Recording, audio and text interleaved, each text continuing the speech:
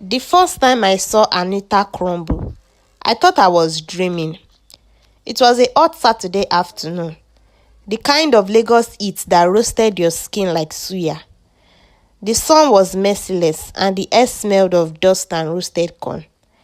I had just stepped out of ShopRite in Lekki when I heard shouting near the car park. At first, I thought it was a quarrel between drivers. You know Lagos, there is always drama somewhere. But when I turned, my leg froze. It was her, Anita. The Anita I had followed for 2 years on Instagram.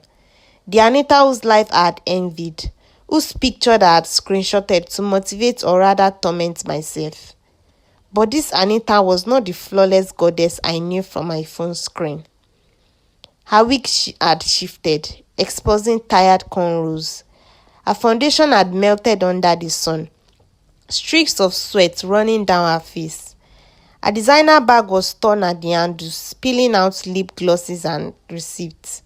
She was kneeling on the bare ground, clutching her phone with both hands as her phone cracked. "Please, just give me one more week. I promise I'll pay. Don't disgrace me like this, I beg." The crowd that had gathered watched with mixture of curiosity and pity. Some whispered, some fumed, and me? I just stood there, clutching my nylon bag, my heart thumping as if I was the one being disgraced. Because this was not the Anita of Instagram. This was a stranger. But before I explain why I was so shaken, let me take you back. For months, Anita had been my obsession. Every post of hers glittered with wealth and confidence.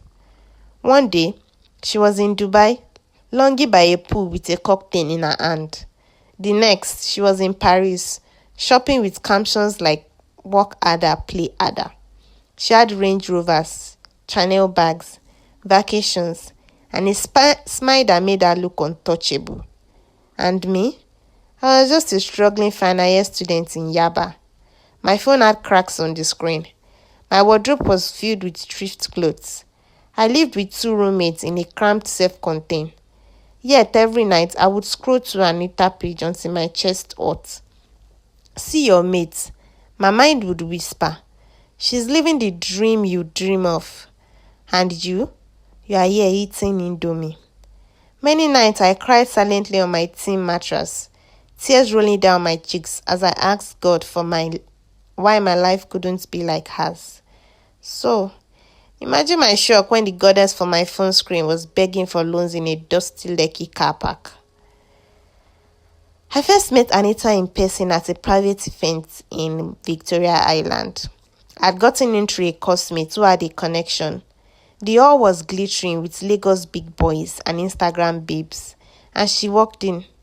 Anita, head stone. Her red gown hugged her body perfectly. Her smile dazzling under the lights. Phones lifted instantly. Everyone wanted to snap her. I remember clutching my glass of Coke, feeling invisible beside such radiance. By some miracle, I ended up at her table. She leaned towards me, her perfume filling my nose, and said softly, "You are quiet. Don't you like parties?" I almost fainted. The goddess had spoken to me. We exchanged numbers that night, and that was how I entered Anita's world. At first, being close to Anita was intoxicating. She took me to lounges I had only seen on blogs. She introduced me to photographers who snapped us for free, making us look more glamorous than I really was. For the first time in my life, I tasted sushi, champagne, and the kind of attention that came from sitting beside someone famous. But slowly, I began to notice cracks. Her Louis Vuitton bags had a spelling error on the tag. Her luxury apartment in Lekki was an MBIB she only rented when she needed new content. The Dubai trip she posted. She confessed one evening, half drunk, that it was sponsored by a man she could barely stand. One night, after an outing, we got back to her temporary apartment. She yanked off her wig, tossing it carelessly on her bed. Her real ear was breaking, patches missing. She stared in the mirror and whispered, almost to herself, "I'm tired." But if I stop, they'll forget me. I stood there in silence, realizing the life I had envied was nothing but a carefully constructed prison. And then came the day in the car park, the day the glitter finally turned to dust. Our creditors had found her. They had seized her car, and the crowds watched as the goddess of Instagram begged for mercy. Phones were raised, videos were being taken. Some laughed, others shook their heads.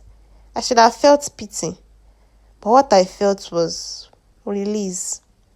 All those nights I had cried, comparing my simple life to hers, feeling worthless.